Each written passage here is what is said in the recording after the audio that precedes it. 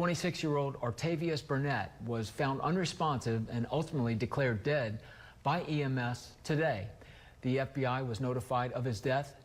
Burnett was sentenced for 180 months for aiding in robbery, theft, and use of a firearm and brandishing a firearm.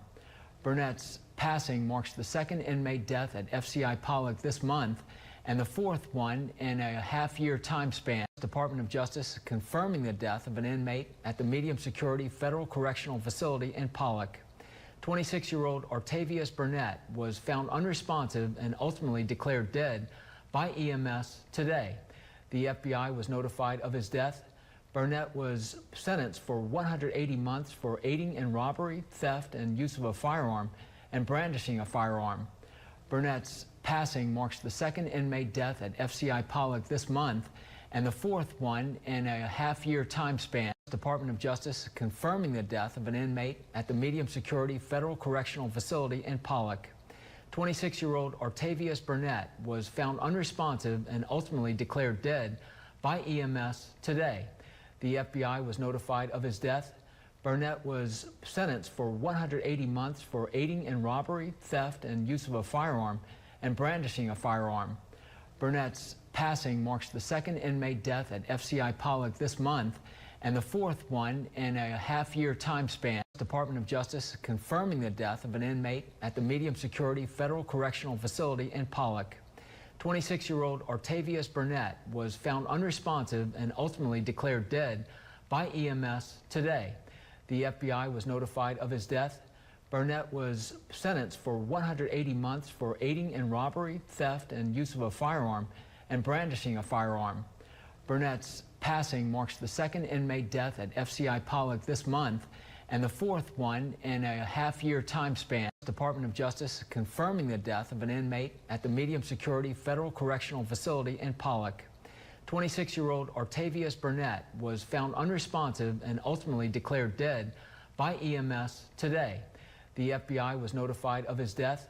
Burnett was sentenced for 180 months for aiding in robbery, theft, and use of a firearm and brandishing a firearm. Burnett's passing marks the second inmate death at FCI Pollock this month and the fourth one in a half-year time span. The Department of Justice confirming the death of an inmate at the medium security federal correctional facility in Pollock. 26-year-old Artavius Burnett was found unresponsive and ultimately declared dead by EMS today. The FBI was notified of his death. Burnett was sentenced for 180 months for aiding in robbery, theft, and use of a firearm and brandishing a firearm. Burnett's passing marks the second inmate death at FCI Pollock this month and the fourth one in a half-year time span. The Department of Justice confirming the death of an inmate at the medium security federal correctional facility in Pollock. 26-year-old Artavius Burnett was found unresponsive and ultimately declared dead by EMS today. The FBI was notified of his death.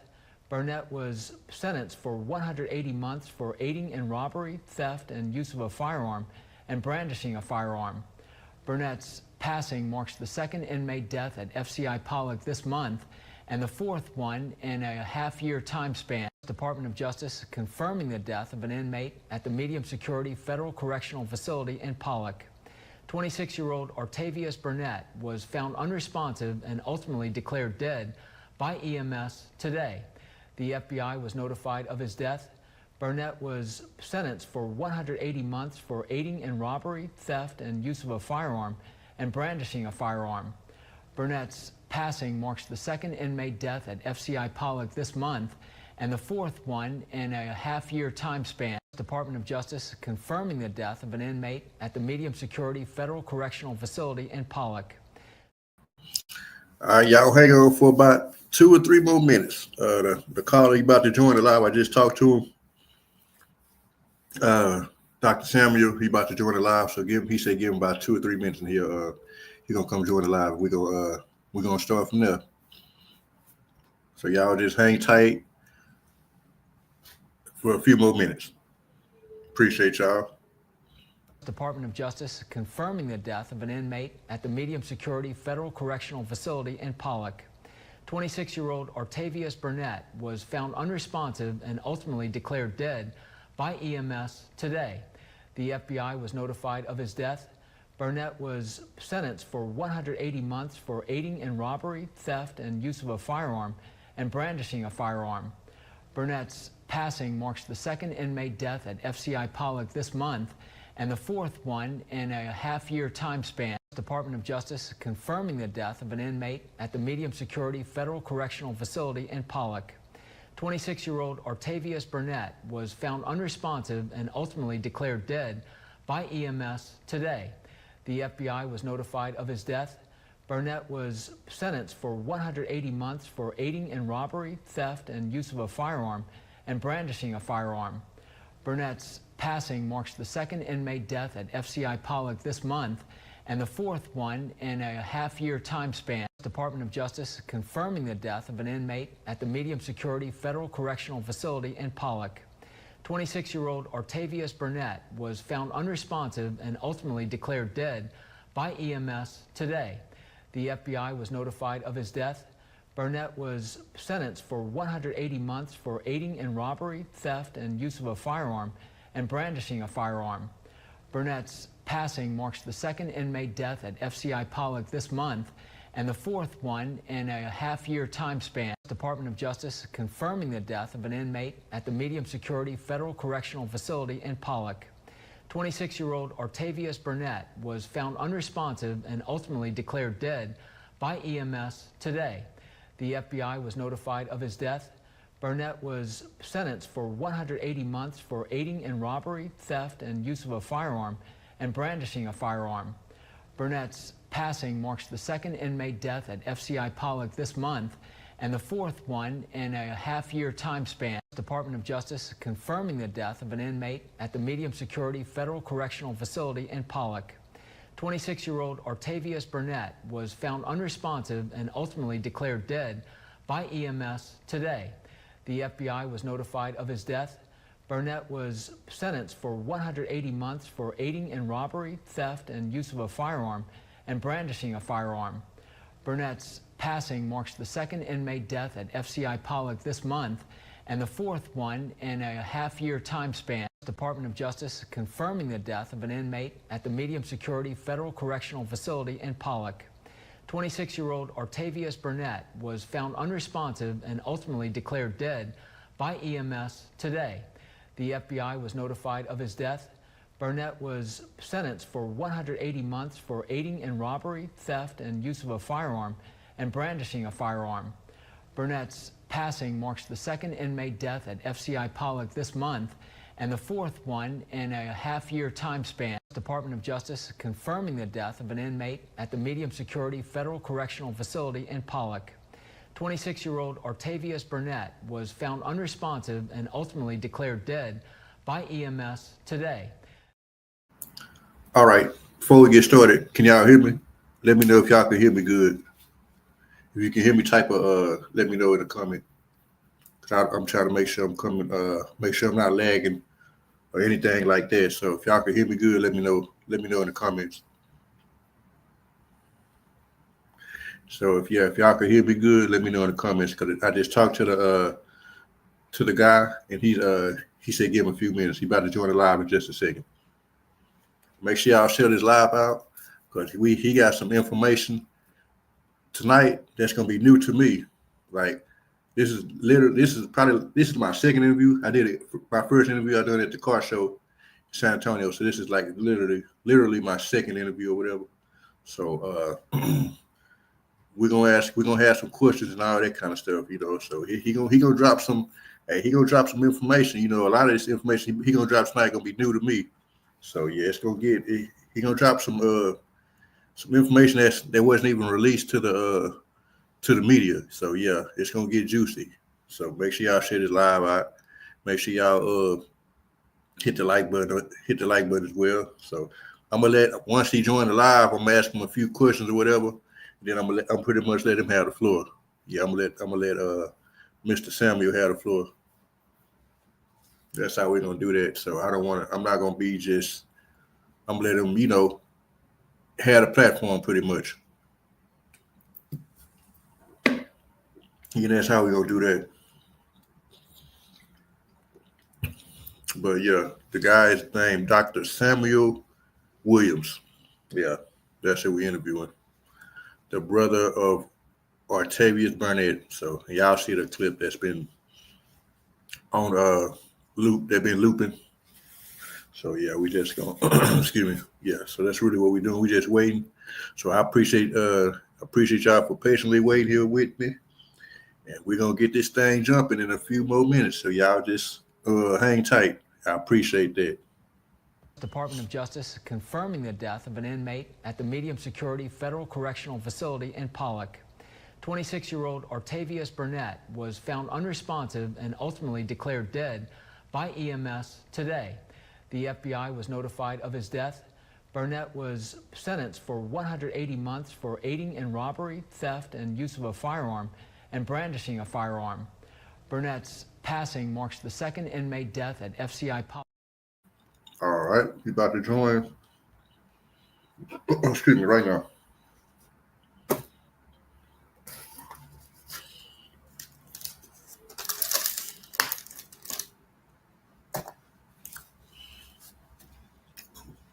Okay, cool. Let me see.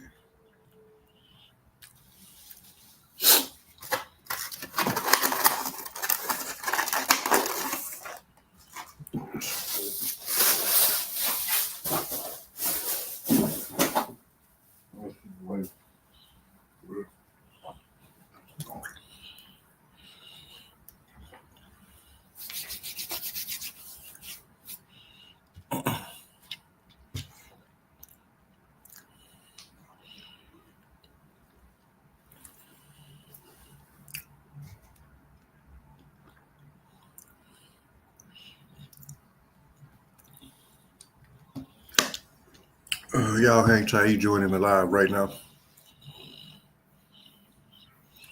So y'all come on in here. We about to see what's going on in Pollock, Louisiana. There's been some strange situations happening over there. So we're gonna see what's happening. There's been some strange stuff going on in Pollock, Louisiana, and we're gonna have to get to the bottom of it. He's gonna drop some information that's probably gonna bust this case wide open. So we're gonna see. Yeah, we're gonna talk about it, man. Like I said, I don't have any details about this. So everything that y'all hear tonight is gonna be new to me as well. So I haven't really went into details about anything about regarding the case. So everything I hear tonight, excuse me, it's gonna be new to me just like it is to y'all. So we're gonna get into it though. Yeah. We're gonna get into it tonight for sure.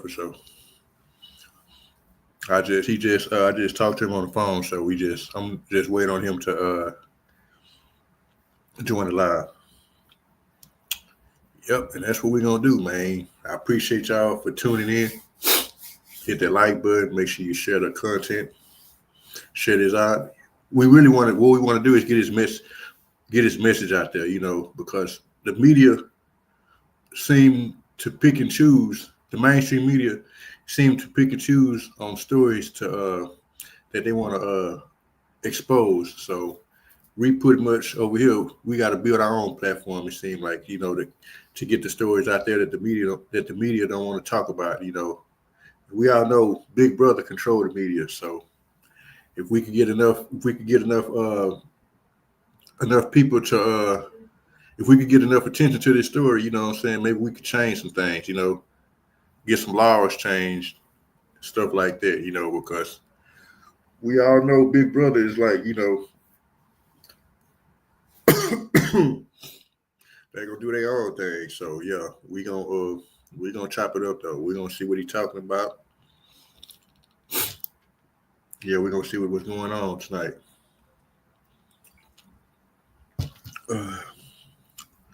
Yeah, I'm patiently waiting. I'm curious. I'm curious as to what's been going on down there, because I really haven't.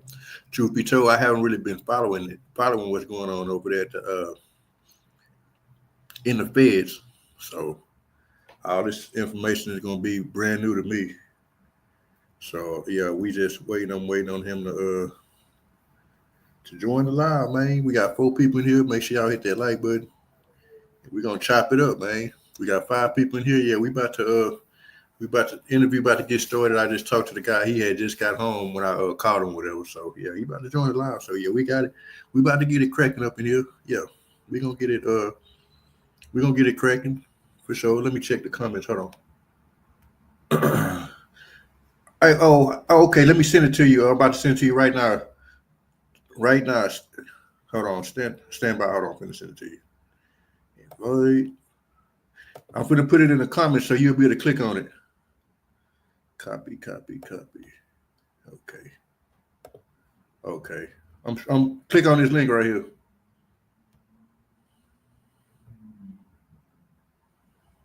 Right there, and that'll let you get up on the panel. It'll help you get up on the panel.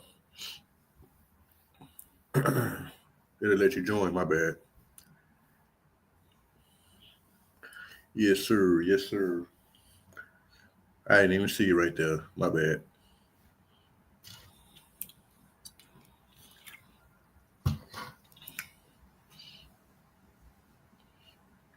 Yep.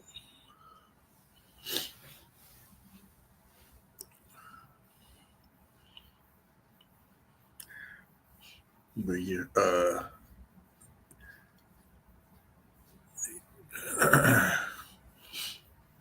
we got Naomi up in here.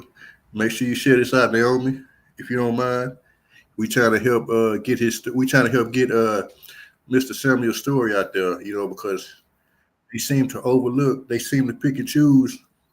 The mainstream media seem to pick and choose what they want to what they want to bring exposure to. So it looked like we're gonna probably have to do it ourselves. We can't depend on the. Okay, I see him right. Okay, I'm about to let you up right now. What's going on, Mr. Samuel? How you doing, sir? Hey, how you doing, brother? Not much. Just I can't call it. Glad to have you. To give us a little backdrop. Where you from? I'm from Memphis, Tennessee. Okay, cool. Okay. Well, what I'm gonna do is I'm gonna let you have a platform and I'm gonna let you get do your thing and have your way with it.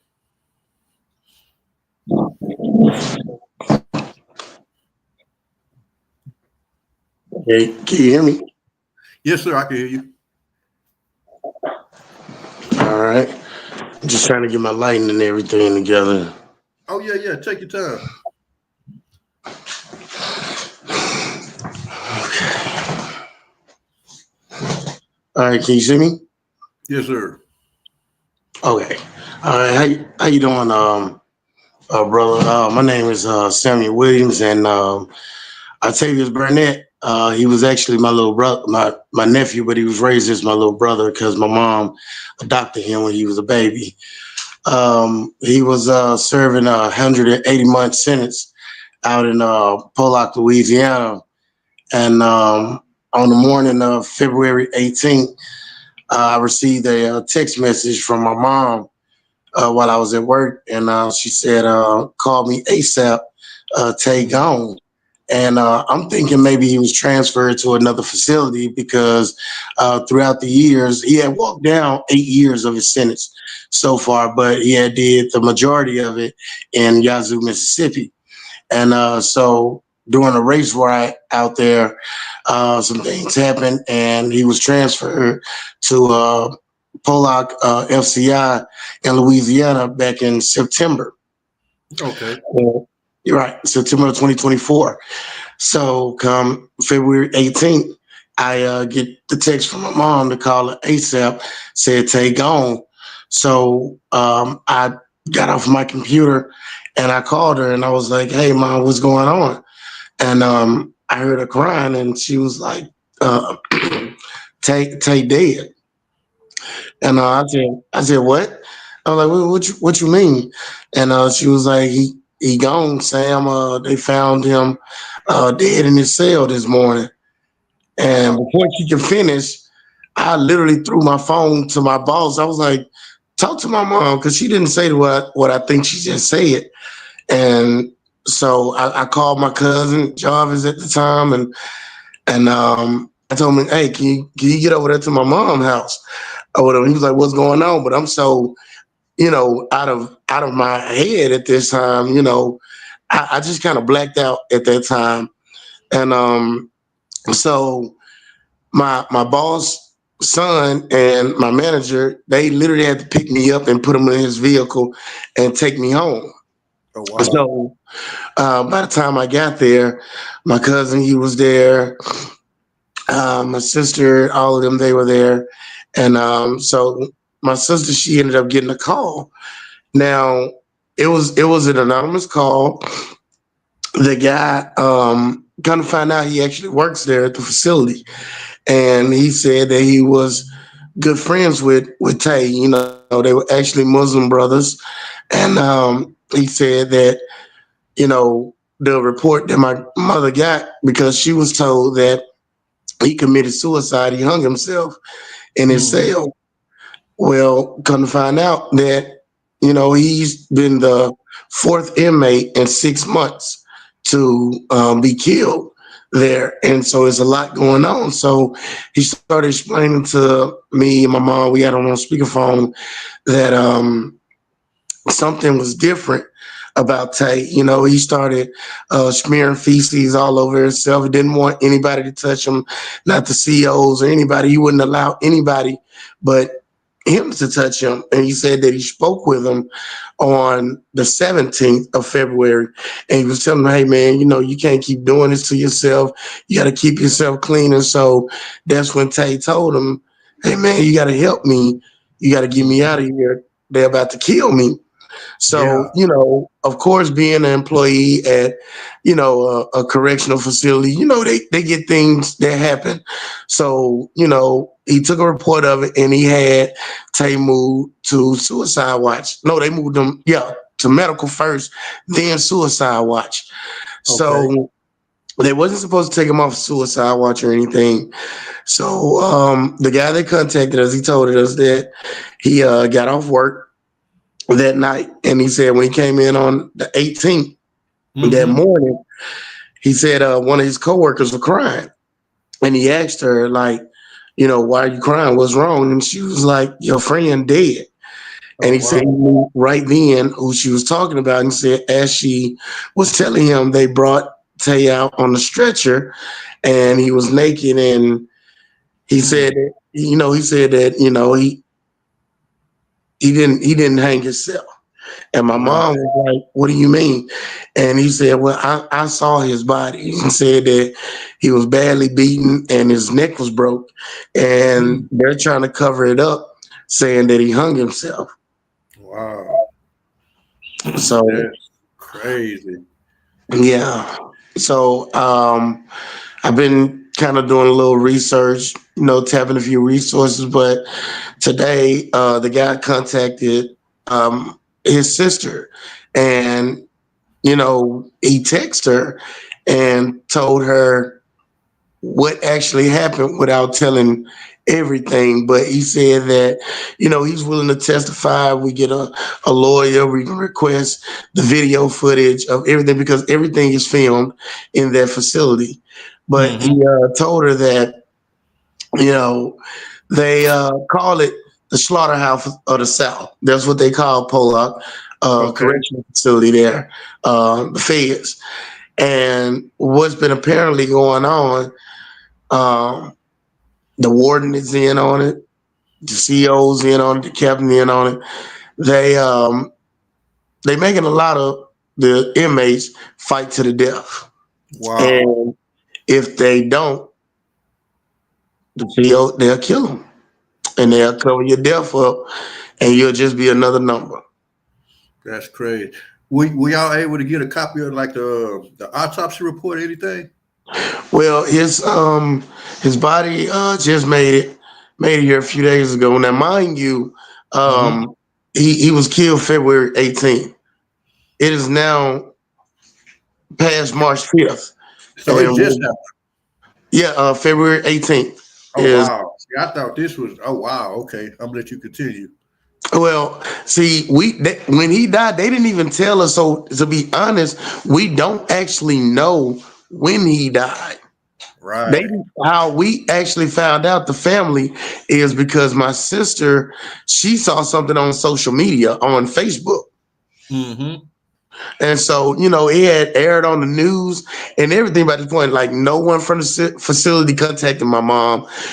Nobody said anything. The only person that contacted us after we found out everything was the chaplain.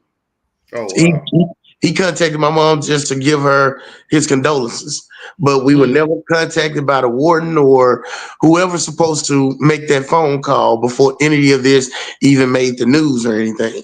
Wow. That's that's horrible, man. That's horrible, man. Man. So what's going on with what's going on with the case right now?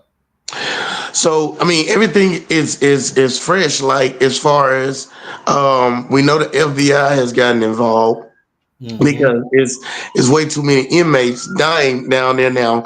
Everybody's not hanging themselves. So what's going on? They got all these inmates committing suicide if that's the case. Mm-hmm. But it's more to it. Today, when my niece was contacted, um, it was so much more being told, to which some of it I really can't speak on for legal reasons. Uh-huh.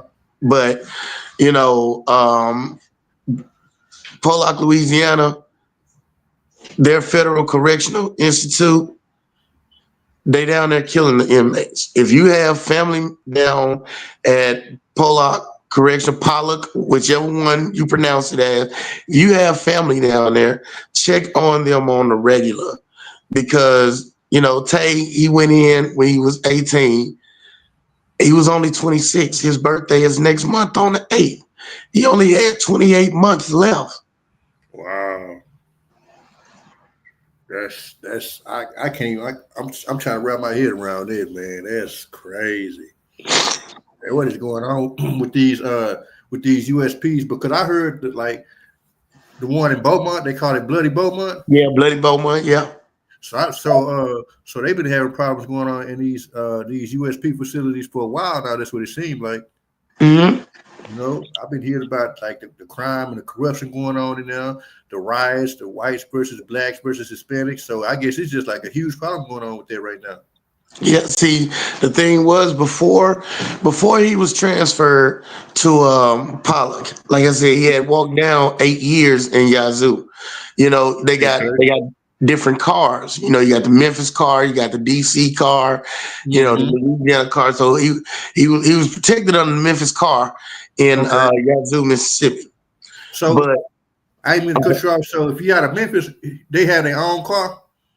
yeah, Memphis, we got our own called the Memphis car. Okay. Okay. Yeah, so out of Yazoo, he was part of the Memphis car out there, so he was good, because I'm not gonna sit here and play it all off as if he was this angel and all that, but Tay, he wasn't a bad kid. It was actually his first charge. He got railroaded on his first go round. I can't sit here and play it out like he was an angel, but I'm not gonna sit here and play it out like, oh, he was just gangster thugging in the street. Nah, it definitely wasn't that. It Gotcha. definitely wasn't that. He had just turned 18, and we all turn 18. We smell ourselves a little bit. Oh yeah. You make a stupid teenage decision. Mm-hmm. He didn't kill anybody. He didn't go and smack some old lady over the head and rob her. Nah, they broke into a pawn shop while it was closed. Got you. And this You is my know, thing. I ain't mean to cut you off with my thing. Like, my thing. I don't care what you do, like what kind of crime you commit. Like, just because you committed a crime don't mean that they had a right to unalive you in a USP facility. And exactly. it's a guy right here in the comments. He said a lot of USPs are private prisons. Yeah, that is true. And when they're private prisons, that's a lot worse. We just opened a private facility, not we, but the state of Tennessee just Mm-hmm. opened a private facility here not too long ago, West Tennessee. We call it West High here. A lot of people go in, a lot of people don't come out. I got two of my best friends that I literally grew up with. They were both lifers. They were both out at what we call it West High. One, he's Mm-hmm. out there serving life with no parole. And the other one, he was transferred to Pollock. He's serving 35 years with a life sentence. Mm. Both of these guys, it was their first offense. Mm-hmm. You know, the way they're treating us as cattle in It is. the penal system is ridiculous. Yep. It's ridiculous. You know, we hear about it in the streets with law enforcement officials, you know, shooting us down in the street, men, women, and children. Mm-hmm. You know, it's even worse when you're behind the walls. They look at you. I hate to say that, but when you behind the walls, you pretty much a slave. You know, it's like it's pretty much modern day slavery. Yeah. What is it? The 13th Amendment? It's Mm-hmm. 13th and 14th Amendment. I know it's one of those. Like, you know, people never really understood that amendment. Yeah, you're free from being a slave society wise. Yeah. You know, it's more economic and systematic out in what we call the free world.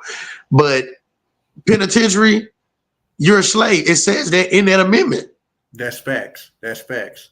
Mm-hmm. So, you know, even with him dying, you know, he died as quote unquote state property, federal property. You know, they Mm-hmm. were just gonna go dig up a hole out back and throw them all up in there with a cross. You know, you federal property, you don't get a proper burial. So, you know, of course I was going to. I didn't mean to cut you off. I was just about to ask you that. I was going to ask you, did they allow y'all to get to recover? You know, get to get possession of the body. That was my next question. Yeah, like I said, we actually they just flew them in. They had been constantly delaying it, you know, for obvious reasons. By the way, you know, I'm a doctor.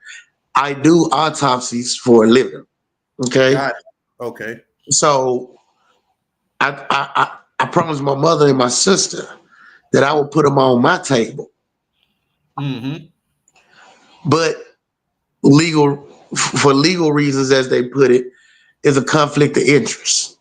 Mm-hmm. So they wouldn't allow me to put them on my table. Oh wow. Mm. They wouldn't even allow us to ship his body unless we agreed to allow them to do the autopsy. Okay, let me ask you this. So yeah, but y'all are allowed to get a second opinion, right? Yes, we are. My mother, we actually spoke today, and she told me some very disturbing things that I'd rather not even share on here. Mm-hmm. But we are going to get a second opinion. You know, my mother just wanted to get the service done. We haven't even put him in the ground yet, you know. So the funeral will be next Saturday, actually on March 15th. Okay. As I said, you know, a week before he was killed, and another inmate, same situation. Everybody Mm-hmm. hanging themselves. You know, what's going on? What are y'all doing or allowing to happen to these inmates? You know, that quote unquote got them hanging themselves. And you Right. know, like I know, as a black male, genetically of our history in this country, we ain't too quick to put no noose around our neck. You took the words right out of my mouth. You took the words right out of my mouth. Yep. Knowing our history, and I'm from the South. I'm from Memphis, Tennessee, and Okay. See, I'm from San Antonio, so you know, born in Houston, but I grew up in San Antonio, so trust me, you know what I mean. That yeah, history, that history run deep down here. very deep, especially over in the southeastern region, tri-state Mississippi, Tennessee, Arkansas. My bloodline, like I tell people, I'm FBA through and through, and the reason why I say I'm FBA, I don't have any immigrant family, you know, within over the past 150 years. Okay. You know, how I know this, I was fortunate enough to be in this plane of life and know my grandmother, my great grandmother, and I knew my great great grandmother. Mm-hmm. And I was told by my great great grandmother, who was 110 when she passed back in 1993, we weren't brought over here. Hmm. my great great grandmother, full blooded Apache Nation Native American. They was already here. They exactly like she Mm-hmm. told us. She said we were never slaves. She said we Right. weren't born here because her mother was enslaved, and she said we were native. We were already here. My family come from Dundee, Mississippi. How many immigrants you know going to Dundee, Mississippi? Right. Right. Mm-hmm. You know, my family right now is under a Supreme Court lawsuit. Our family started Sardis, Mississippi. Okay. You know, they took our land and so much that they've done to us, and they still doing it to us. And this ties into what I'm saying as far as with the prison system. Once they come and take from you or take you, they'll show you real quick. Mm. We own you. We can do whatever we want. I kill you and tell your family that you killed yourself. Even if they know you was a happy person, you didn't bother nobody, you wasn't suicidal, but we gonna tell them that's what happened. Right. I want to go back to what you, cause I'm trying to pick your brain, right? And you said that he was smearing like species, right? Yeah. Now I know like a lot of times the inmates when they start doing that, they have like some mental health stuff going on, right? Uh-huh. So did they ever say it, acknowledge that, or have he ever had any type of mental health type issues with that? No, little bro wasn't mentally unstable, highly intelligent kid when he was in school. If I was in my mom's house, she still got like his little awards, honor roll, and all that on wall. Nothing was wrong with him. He wasn't out of his mind. We had just talked to him. Gotcha. We had just talked to him, and I asked him. I was like, "Man, you good up in there, bro?" He was like, "Man, I'm good." You know, he was like, "I got parole coming up or whatever, but I got a release date. My release date is December 1st, 2027. He had 28 months left. He said, "Now I went on to turn down my parole here because I want to go and walk it down. You know, that way when I walk out of here, I'm a free man. I get a fresh start." Because he never even got to live. He was 18 when he went away. Oh, so he was trying to do flat time. Yeah, he was gonna go ahead and flatten it out because they gave him state time and fed time, but they ran it concurrent. So he had 180 months. Gotcha. Good. Yeah, so it's so much, you know, the employee that worked at the facility, you know, I can't release his name for his safety. I won't do that. Okay. But he has agreed. He was like, "Hey," he told my mother, he stressed it to her, "Please don't let this go by because it's a lot going on in here. You know, it's so much more that's going to be exposed, but you know, he's not going to do that until we get in the courts." Okay. You know, it's a lot going on. I put it to you like this. Some things I will say. Okay. There's some human trafficking going on in there. There's some, we all know there's some mob ties up in there. There's a lot of corruption. And I tell you like this, if you know like I know, nothing happens in any USP facility without the warden knowing. Right. Nothing moves on his watch without his permission. Now, I said that I want you to pay attention to what I just said. Okay. Nothing happens on the warden's watch without him knowing. He know what's going on. He probably orchestrating all that. He orchestrating all that. I put it to you. Have you ever seen the movie Undisputed with Michael J. White, where he was in prison? I probably have, but I can't remember. So, okay. So, you know, the saying is 40% of everything in movies in Hollywood is non-fictional. Okay. In that movie, they basically arrest him, accuse him of a crime he didn't commit, and lock him in like one of the worst prisons in Russia. Well, they brought him up in there because they know that he was a world champion fighter. And the warden was in with the Russian mob to make him fight other inmates, and they bet on it and they won money on it. Okay. I'm just letting y'all connect the dots. That's man. Hey, that's deep. That's deep. That rabbit hole run deep, man. That rabbit hole run real deep. Man. So let me ask you this. So what you think the next step's gonna be as far as this process goes? Well, so the next step, my mom, she's getting in touch with Ben Crump. So we're taking this thing national now. Right now, we got it popping in the southeastern region. It's been news reports made in Louisiana, here in Memphis, down in North Mississippi. So it's growing. It's like a pimple. It's starting small and it's growing. Oh yeah, we're gonna get it out there. We're gonna do the best we can, because we can't allow these people to continue to, to unalive our relatives while they're in their custody. We can't allow that to happen. Yeah. So actually, my Nick, and I appreciate you having me on, tapping in with you. The next interview I'll be doing is with Tariq Nasheed.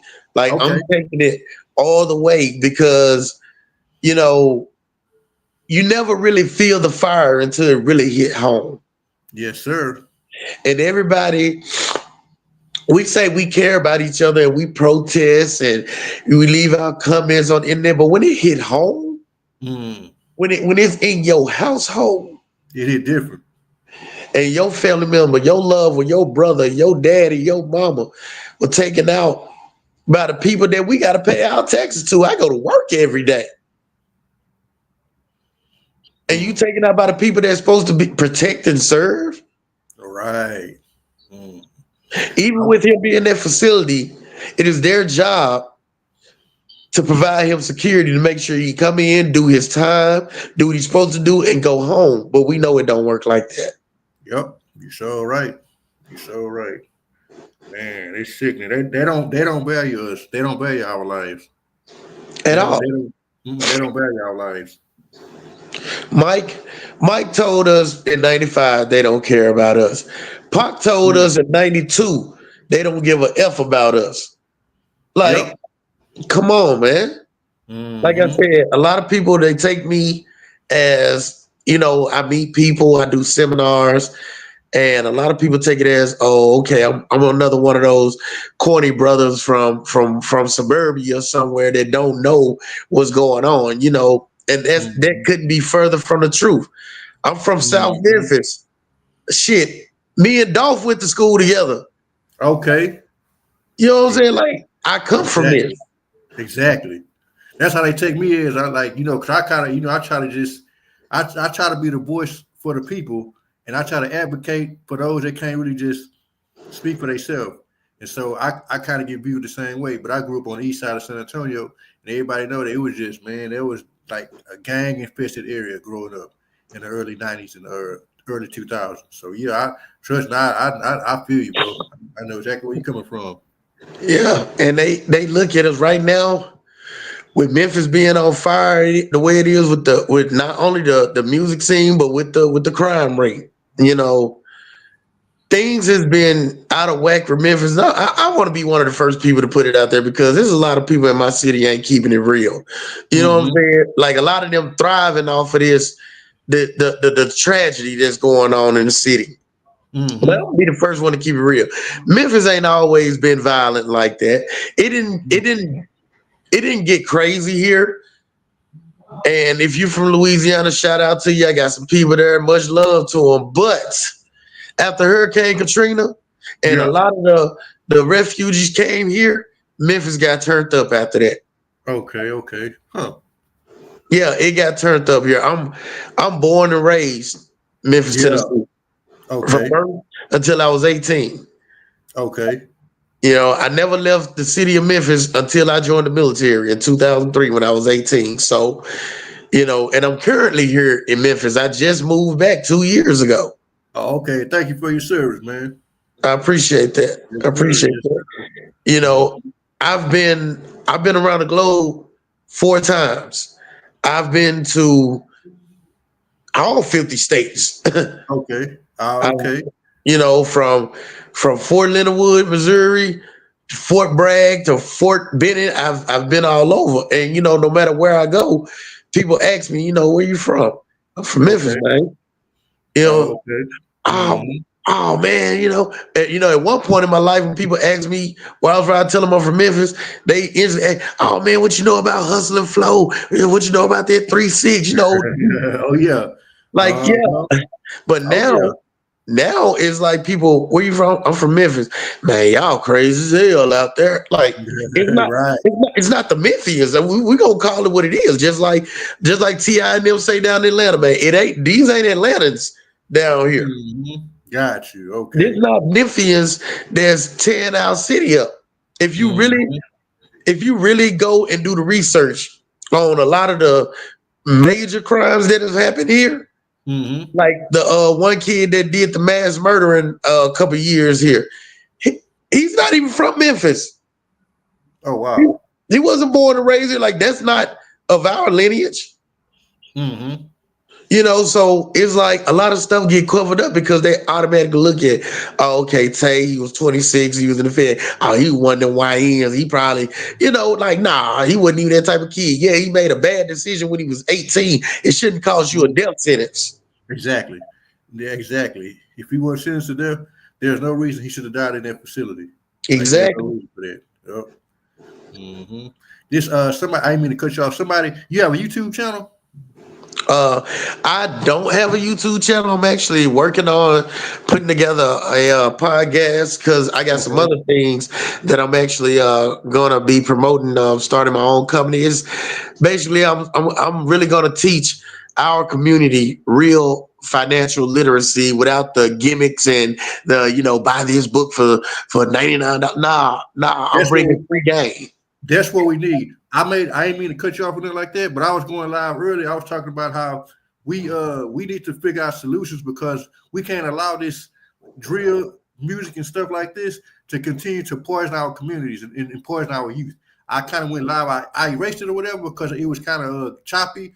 But I was talking about that earlier. How we just can't allow the drill music because the drill music it feel like it's a it promote what's the word I'm looking for? It promote genocide. Yeah, That's what of I was talking course. about earlier. Yep. It's genocidal music. Mm-hmm. Like I said, some people who probably gonna watch this live, they're gonna know who I am. I'm not new to any of this. Like as far as when it comes to the music scene, that's why I asked you what I asked you. Are you Okay. familiar with that particular Oh individual? yeah. Okay. Okay. Oh yeah. Definitely. Definitely. I changed my last name to Williams. That's my grandmother's last name. Okay. I'm my last name is the other last name that I gave you. I don't use the name because the things that it's tied to, and plus people come and me, oh, you related to so and so. I'm not gonna deny my family, but at the same time, I leave some things where it need to be. You're right. You're right. You're right. You know, and a lot of the things that changed in the music culture, I say around 2011, Mm-hmm. 2012ish, with the drill music coming on. I was doing my thing with it like in your '05, your '06, when the game was out. T.I. was on his plateau at the time. The South was running things. Oh yeah. Oh yeah. And For a so, long time. yeah, but when it started to take that shift, I'm like, this is a little too dark for me. Yeah. You Oh know, yeah. Yeah. let me, because like, the thing that some of these kids rapping about and they not living it, we were in Mm-hmm. them trenches. Nah, we We really like, were. We really were. and I'm gonna tell the truth. Like I said, I'm from Lemoyne Garden. I'm from the High Corner in South Memphis. A lot Okay. of the stuff that these people rapping about, a lot of us had to live that. All of my Mm-hmm. day ones, like from elementary school, like throwbacks, they're literally either dead or they're in prison now. Mm-hmm. It's literally only three of us in the free world. Mm. A And lot of my these my a lot of best these friend, South. Oh no, go ahead. No, I was just about to say my best friend always tell me, he be like, bro, you know, it's funny. I was like, what do you mean? He was like, man, you from LMG with a PhD. We Man. don't, a lot of us don't get those kind of, the last time we had somebody out of Lemoyne Gardens to really do something big was our mayor. Well, he's not even the mayor no more, but it was Dr. Willie Harrington. Okay. You know, not only did he come from the project that I come from, I also graduated from the same alma mater he graduated from. That's good. Booker T. Washington, you know, Earth, Wind, and Fire graduated from there. I'm from the same hood as Maurice White. Already. Okay. Okay. Okay. You know, so it's like it's so much rich history, which some things I'm going to also talk about on my podcast because people don't know the real actual history of my city. You know, when you think Memphis, you think two things, either 3-6 Mafia or Elvis Presley. Yep. You're right. But a lot of people not even knowing, and I don't know if you know this, you may not, you may do. Mm-hmm. And it's a teaching experience for everybody that's watching. Mm-hmm. Memphis is the city where the first black millionaires were. Mm. A lot of people don't know. Do your research. Mm. The first, there was like, it's just like we don't get the credit we deserve for a lot of things that we contributed. We used to be nominated and won all time the cleanest city in the United States. Mm-hmm. What ended up happening? They didn't want to treat our sanitation workers like right, and it ain't been right since April 4th, 1968. Mm-hmm. And if you like me, you know what date that is. Mm-hmm. My grandfather was a sanitation worker. My grandfather's picture is down there. Mm. So it still all ties into what this interview is originally about. What they doing to us. We can't have a peace of mind in the free world, even if we make a mistake and gotta go and pay the consequence for it. You can't even go and pay consequences properly without things like this happening. Exactly. You see how they did Tulsa, Oklahoma? Oh man. Man. Oh man. Rosewood. Mm-hmm. We can't have nothing. Seneca Village. A lot of people, when I moved to New York, a lot of people that were from New York didn't even know Central Park used to be Seneca Village. That's crazy. That is crazy. You know, I'm a historian, I'm a researcher. I love us, so it ain't too much that we can talk about that I won't know from the research that I've done. Not because somebody regurgitated it to me. No, you go and you do the groundwork. Mm-hmm. You seek the knowledge, and that's how you gain wisdom. Mm-hmm. Yes, sir. You know, but back on subject. Oh yeah. You know, as far as what we're doing, as far as with the case, like my mom said right now, she just want to put them to rest. You know, because this is the first time that we've had a tragedy like directly in our family like this. I don't have a family history of my cousin Ray Ray done got killed or so and so. You know, we don't have. This is fresh. Gotcha. You know, I come from a family of one side of it. You know, all of them graduated high school, went to college. The other ones, you know, they got street degrees. But all we know is success in one form or another. Mm-hmm. So we don't know the whole, you know, my cousin Jarvis, you know, he one of the top game makers in the city. No, my cousin got one of the top mechanic shops in the city. Yeah. You know, so for this to happen, is it left the family in disarray, confusion, lost, unanswered questions. Some people they'll take the money from the lawsuit and you'll never hear from them again. But I'm not going to use profanity because I want you to get your monetization. But man, F the money, man. Right. You know, everybody screaming out they want justice until that check come. No, bro, you can't pay me enough for Tay. Mm-hmm. His life was priceless. That part. Excuse me.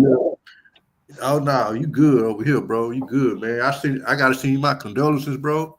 I'm sorry to hear that, bro. For real, for real. Like I'm sorry to hear that for real. Like that's deep right there. Like that's I ain't never I can't sit here and even lie and act like I know what you've been through. You feel me?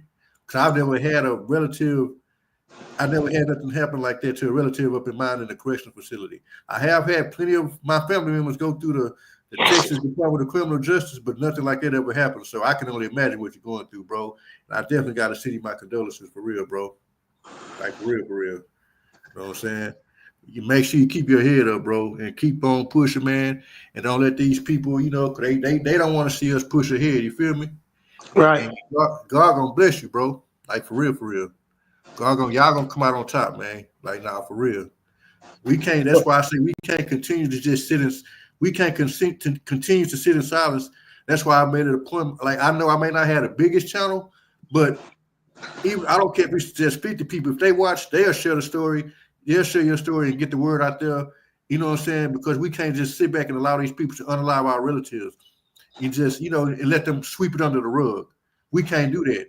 I was talking about this earlier. I was like, we can't just be like that. You know what I'm saying? We can't just allow these people to do our people like this. We got to put a stop to this. We got to speak on it and do whatever it takes to put a stop to this stuff right here that's going on.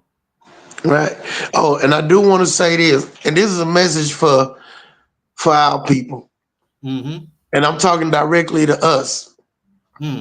This message, I'm a direct brother, so I hope y'all can stomach what I'm about to say. Because some people they can't, they're politically correct, but now I'm gonna do what I do. This message Do your thing. is not for white people. It's not for Mexicans. It's not for Asians. This is for us. No matter what you want to refer to yourself as Black, Jamaican, African, whatever you want to call yourself, they only see one thing when they see us. So I'm tired of the marching.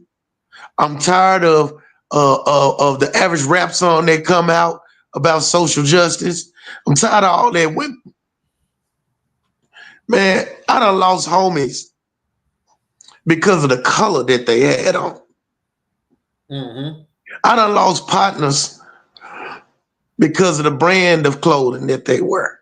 I done lost partners because of neighborhoods we lived in and have killed each other over something that your mama renting in. How long we gonna keep letting the real enemy do this to us and we just bow down? Thank you. I've been pissing people off.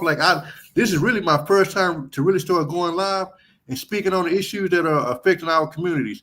And I've been pissing a lot of people off. But look, if I gotta piss people off to get this message out there, then I don't give a, you know, I don't. That's just what it is at this point. You know what I mean? Because we didn't sit back long enough.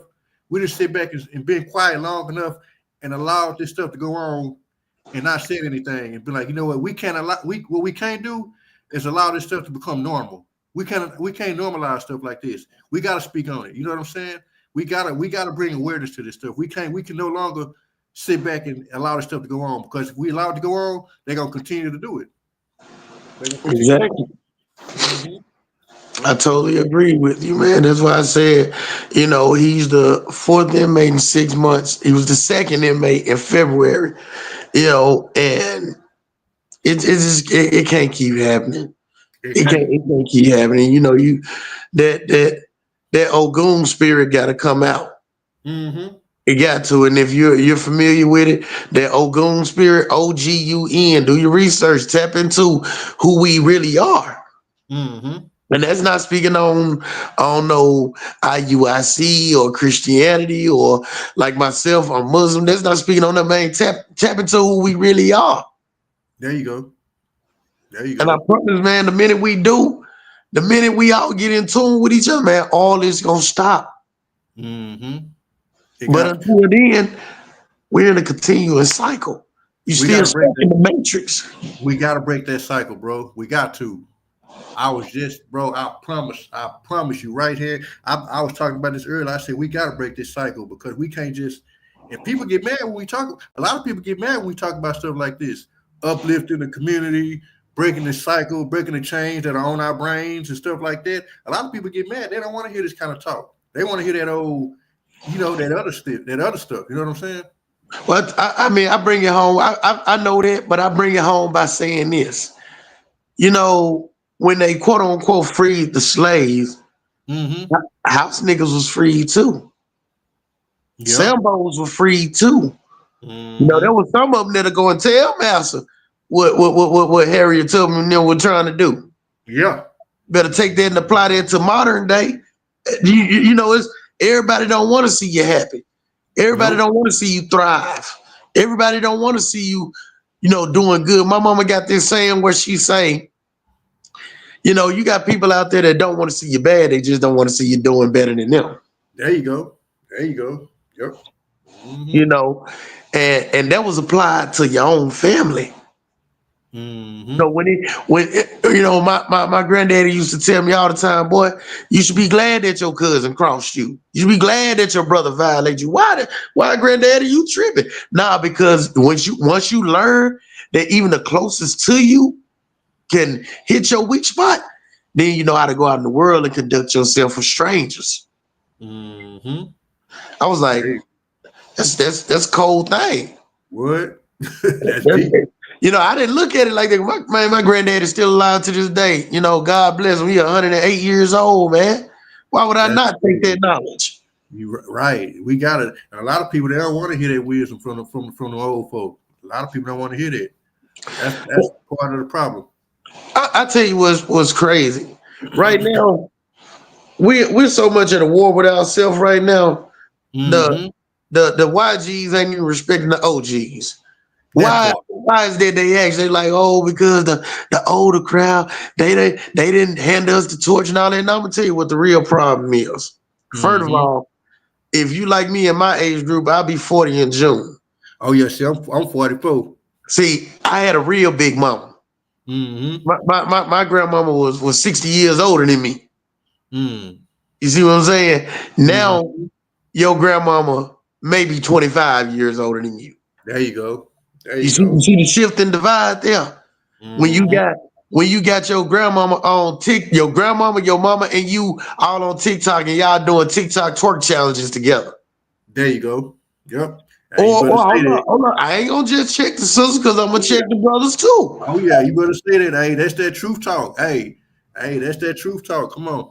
You know what I'm saying? Like, you wondering why these young cats out here will blow your brains out with no regard. It's because guess what we was doing when we were coming up? Yeah, cause I take responsibility too. All that. Yep. All that. So now there's no structure. I feel I'm a huge fan of Kevin Samuels. Okay. Yeah, I get it. 54% of us ain't married without. I get that. So I'm not even talking to that crowd. I'm talking about us that grew up in the trenches for real. Nah, for real. We didn't grow up with our daddies, and we had to find a way. We had to look up to the coach, or we had to have that one dude in the neighborhood that'll get you right. Yep, you sure right. But we ain't got that no more. Nah, we don't. Man, take a village. We ain't got that. Anytime when I was 30 years old and I had a young cat calling me OG, wait a minute, bro. I'm still young. I'm still learning, trying to weed it out here. So now I gotta be unk to a cat that's 27 years old and I'm 39. Right. And I don't mean to get off subject, but I feel like it need to be said because had some things been done in his life, Tate would have never ended up in prison in the first place. When he was 12, when I was stationed in Atlanta, I begged my mom, send him down here. Send him down here. Maybe he just need to get out of Memphis because Memphis is not for the weak. No, it's not. It's really not. I've been to there a few times, and that ain't like you. Yeah, that's a whole different. That's like they like Detroit. I tell people all the time. People ask me, they're like, "Where you from?" I'm from Memphis. Are you from Tennessee? No, I'm not from Tennessee. I'm from Memphis. Yeah. Memphis is within itself. yeah, that's facts. Like people think it's sweet. They're like, "Oh, okay, home of country." No, that's Nashville. They're down the road. Mm-hmm. Memphis is a total different monster. So I used to beg mama, sit them down here, there's a school right across the street from where I live. All they gotta do is walk across the street. But when you come from a family that's been here and we built forward tough, now you can make it do anything. Everybody ain't gonna make it. That's facts. That's facts. So those that can't make it in these trenches, then you got somebody who can put them in a position where, look, maybe that right there wasn't for you right here. So I'm going to lighten your load. Look, out here, you don't know nobody. You get a fresh start. You in a suburban area, so you can live decently. You don't have to portray a certain image. Right. Because here in the city of Memphis, you either going to get down or lay down. That part. There you go. It's only done turned up more in 2025. I'm only talking about Memphis in the 90s. Ooh. So we ain't even gotten up to date post Katrina, post what was the other tornado we had here back in 03, where it tore up half of East Memphis. Like it done got turned up. It's a dark cloud over my city. Man. Not only I gotta deal with some fool around the corner want to kill me because I'm from South Memphis and he from North Memphis. I got to deal with police that like to create Tyree Nichols situations. There you go. There you go. It's crazy when I work in the career field that I work in, but I got a switch or I got a stendo. Not a switch, but a stendo. Hey, if y'all listening, I don't have no switch. Oh yeah. Yeah. And I'm licensed. Remember that. There you go. Gotta put the disclaimers out there. Oh yeah. But it's sad. Like, come on, I can't even be a professional. I'm gonna be so honest with you, and I'm gonna tell this story, and I'm gonna get the floor to you. You direct it how you want. I was in college. I was going to Georgia State University. Now, mind you, I'm fresh out of basic training, but I still got that South Memphis mentality. Okay, I get jumped by these kids. They go to Clark Atlanta or whatever. They jumping me on some fraternity stuff. You know what I'm saying? Well, where my mentality was, your friend is your game. Okay. Y'all just jumped me. So now I done went back to my dorm room and I done got my 40. The first question, why a college student strapped? Mentality. I had a professor, and shout out to Dr. James Johnson. He stopped me. He saw my shirt poking out. Mr. Williams, what's going on? And I'm flying off at the mouth. And he said, I'm gonna tell you something. And I'm gonna say this, it's on you after this. He said, gangsters don't go to college. Exactly. He said, thugs don't go to college. He said, I'm gonna tell you, y'all young men so messed up that y'all don't even realize when y'all won. He said, how old are you, Mr. Williams? I said, I'm 20. He said, my son was 20. And he walked away. It didn't hit me until I was in my car driving over to North Avenue. Wait a minute. He said his son was 20. Some people may miss that. Some people may catch that. But it changed me though. When you come back home, when you left and the vast majority of your friends alive, and in 2 years you come home and 45% of them dead. Right. Man, that's whew, man. Trust me, I know that feeling right there for real. I grew up in East Terrace in San Antonio, and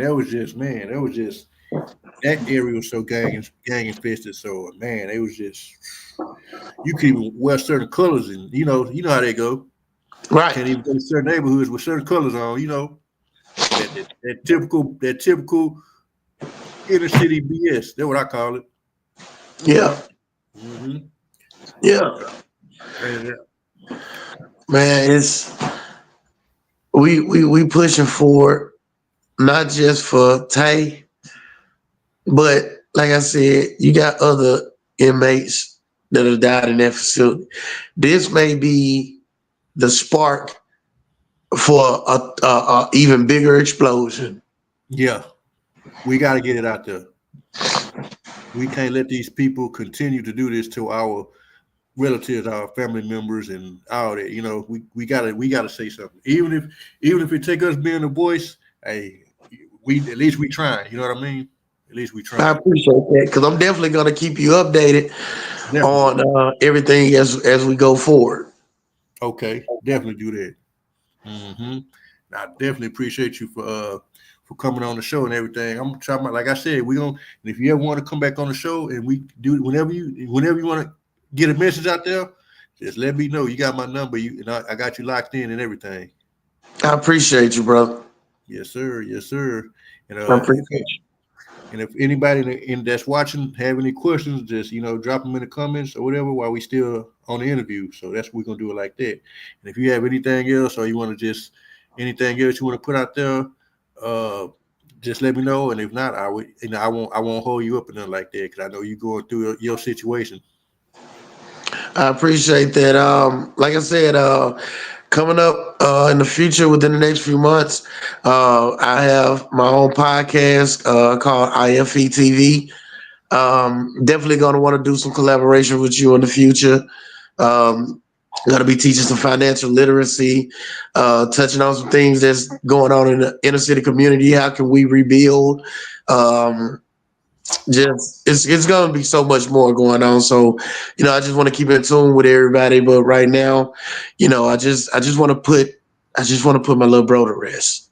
Definitely, definitely, yeah, definitely gotta get that done before anything else. And I'll definitely be tapping in with you on your podcast and everything. And I appreciate you for tapping in and everything. Keep your head up, bro. Man, much love to you, bro. Like I love you, bro. Uh, like I said, I can't even imagine what you're going through. All I can say is keep your head up, keep on pushing, and we're gonna get his voice out there. We're gonna get this message out there one way or another. I appreciate y'all. Yes, sir. This will conclude what we're doing tonight. I appreciate everybody for tapping in and watching the live. Much love, and like I said, y'all be safe out there. And I catch y'all later. Yeah. Yes, sir.